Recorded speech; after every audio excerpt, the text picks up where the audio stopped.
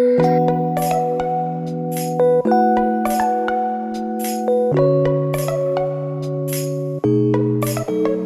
hari ini kita mendengar introduksi dari Pak Profesor tadi yang menjelaskan kepada kita bahwa radikalisme itu sesungguhnya walaupun satu kata tapi kompleksitasnya luar biasa. Jadi mendekatinya pun harus hati-hati karena salah diagnosa itu bisa salah solusi. Bapak Ibu Saudara sekalian, tadi beliau juga menyampaikan tentang dari keseluruhan yang beliau sampaikan tadi, saya bisa mengambil pertama ya. Dan ini juga yang saya ajak kita bersama-sama untuk mencoba memahaminya secara lebih utuh, bahwa radikalitas ya, atau ekstremitas ya, radikalisme atau ekstremisme itu kalau disingkat dalam satu kata itu penyimpangan. Nah, kalau kita bicara penyimpangan ya tentu harus ada ukuran yang benar dulu ya. Harus ada model yang ideal, an-namuzaj al-mithali. Jadi sesuatu itu bisa dikatakan menyimpang kalau dia diletakkan dalam ukuran model yang ada ya. Kalau tidak ada model, kita akan susah bicara tentang penyimpangan itu. Nah, kapan ideal model itu bisa ada di dalam satu masyarakat atau satu bangsa? An-namuzaj al-mithali atau model ideal yang baik itu akan hadir di suatu bangsa apabila bangsa itu punya katakanlah punya stabilitas ya. Tidak dari waktu ke waktu dan dalam waktu cepat digempur oleh perubahan-perubahan yang radikal.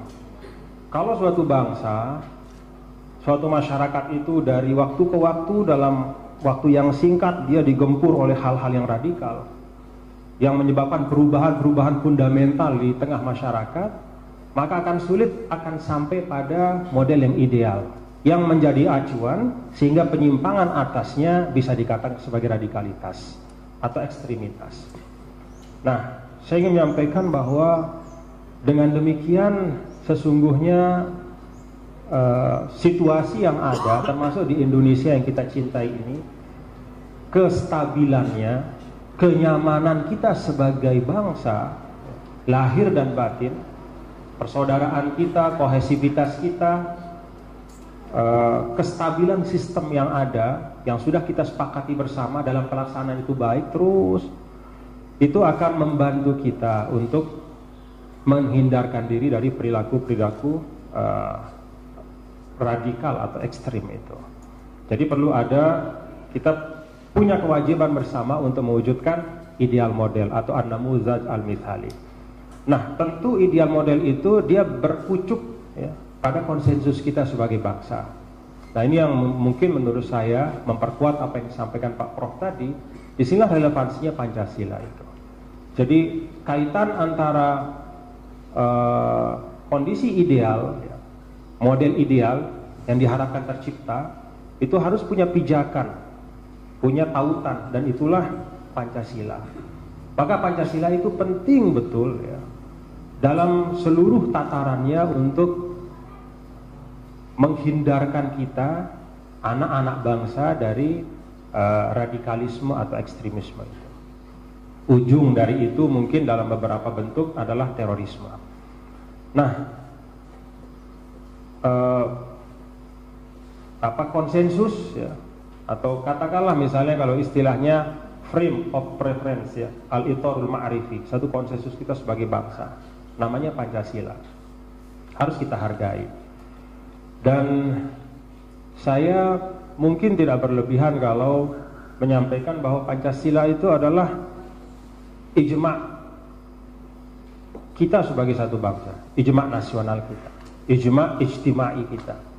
Maka kalau dalam teori hukum Islam, ijma' itu menempati posisi yang ketiga setelah Quran hadis, maka di dalam kita berbangsa Pancasila itu juga harusnya ya, memang kita letakkan dalam posisi yang mulia. Mungkin ini yang kemudian dibahasakan sebagai kesaktian Pancasila atau sakralitas. Saya ajak mari kita tarik dalam makna yang positif seperti ini. Nah, Bapak-bapak dan saudara-saudara sekalian, Kalau berbicara tentang radikalitas atau ekstremitas, tadi ilustrasinya banyak disampaikan oleh Bapak Prof. Nur Hadi. Saya setuju dengan apa yang beliau sampaikan. Mari kita tausif ya, kita diagnosis, cari sebab-sebabnya.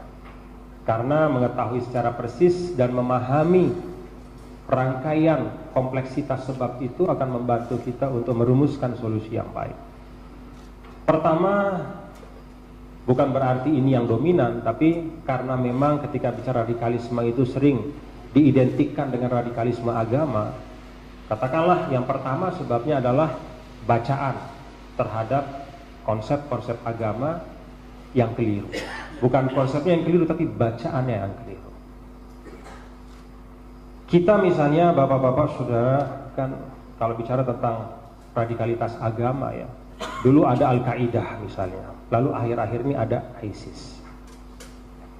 Ketika menghadapi bentuk-bentuk radikal ini sering sekali kita meresponnya dengan respon yang seragam. Padahal antara ISIS dengan Al-Qaeda itu menurut saya ada perbedaan yang besar sekali. Al-Qaeda itu bagi kita adalah konsep, adalah satu gagasan, gerakan di luar sana dibangun oleh seseorang dengan jaringan yang setengah virtual ya. Tidak terlalu nyata di alam, di realitas secara nyata.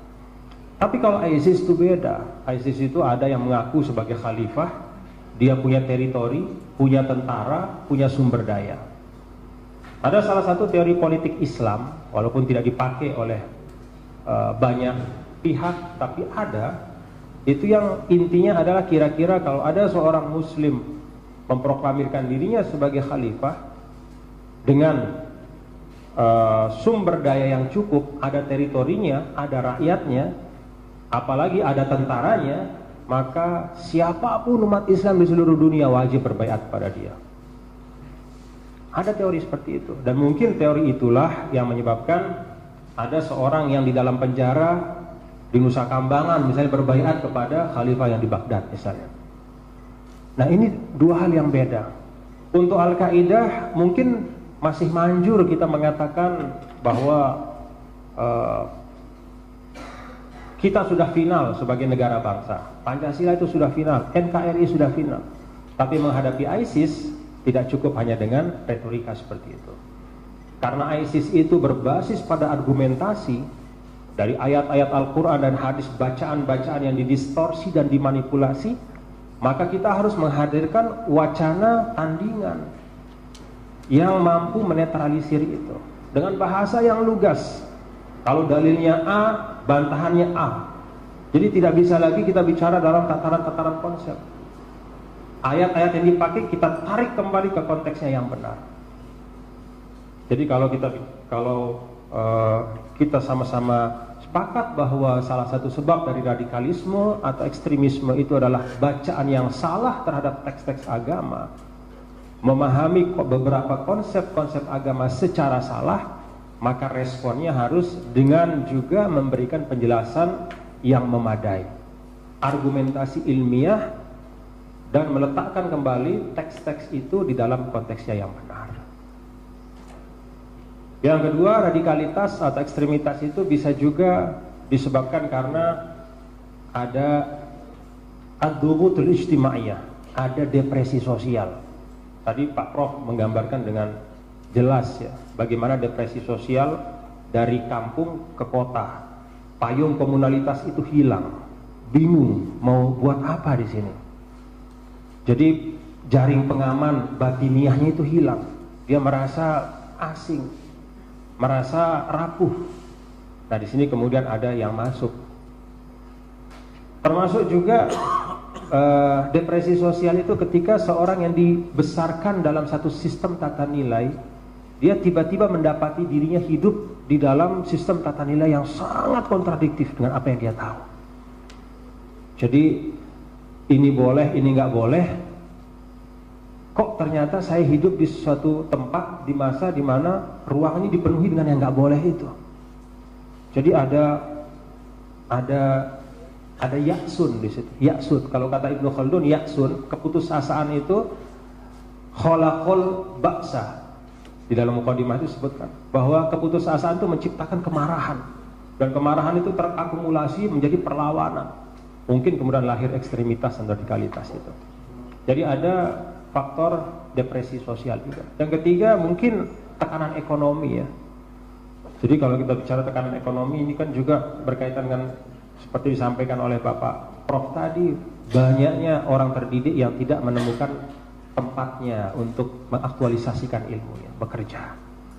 Ya kalau kita bicara ini tentu kapasitasnya terkait dengan kapasitas negara menyediakan lapangan kerja. Itu berkaitan dengan sumber daya keuangan negara.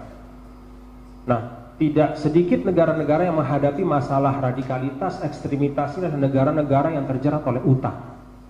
Dia punya uang, tapi uang yang ada di negara itu dalam porsi yang besar sekali, ratusan miliar atau mungkin triliunan, itu dipakai hanya untuk membayar bunga hutang saja. Maka kalau kita bicara seperti ini, lembaga-lembaga internasional yang membangun skema hutang yang eksploitatif itu juga bertanggung jawab terhadap radikalitas yang tersebar di mana-mana.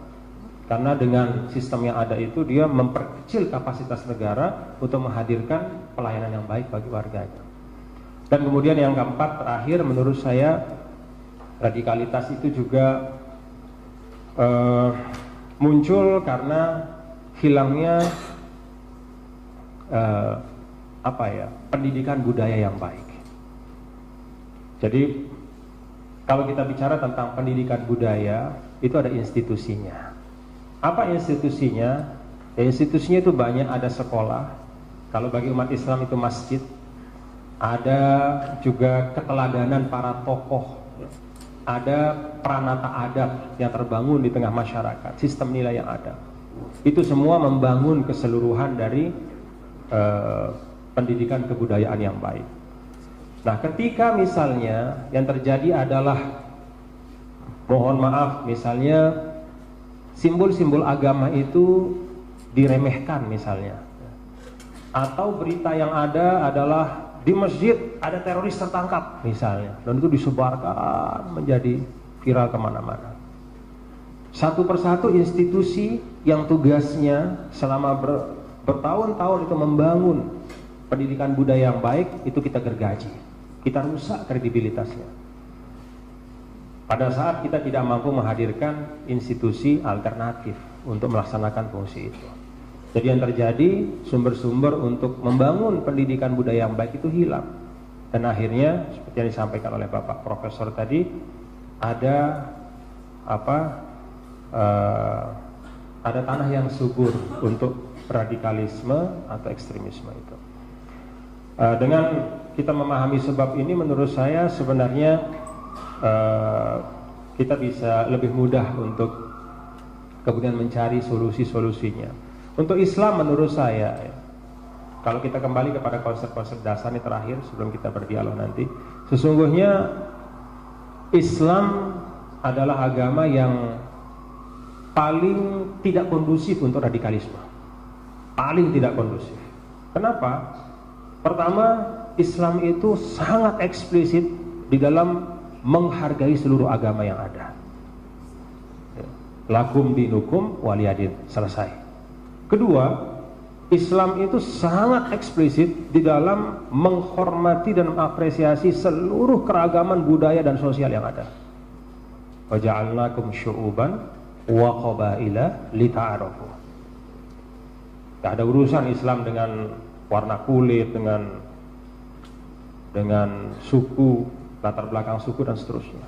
Islam itu urusannya hanya iman dan amal soleh. Kemudian yang ketiga, Islam itu sangat eksplisit di dalam memuliakan manusia dan seluruh hal yang terkait dengan atribut kemanusiaan. Maka kerja-kerja baik dalam Islam itu harus selalu memenuhi 3 kategori: ilahiyah, insaniyah, dan akhlakiyah. Secara ketuhanan dia beres, secara kemanusiaan dia oke, dan dalam standar etika yang ada dia juga sesuai.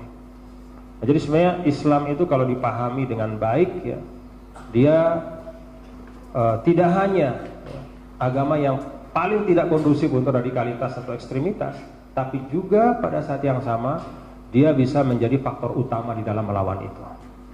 Maka kemaslahatan kita semua adalah memerankan agama untuk bekerja di dalam ranah kebangsaan kita agar bisa terus menghadirkan nilai-nilai yang baik dan menyisihkan, meminggirkan praktik-praktik koruptif dan radikalitas serta ekstremitas yang ada itu. Demikian, terima kasih. Assalamualaikum warahmatullahi wabarakatuh.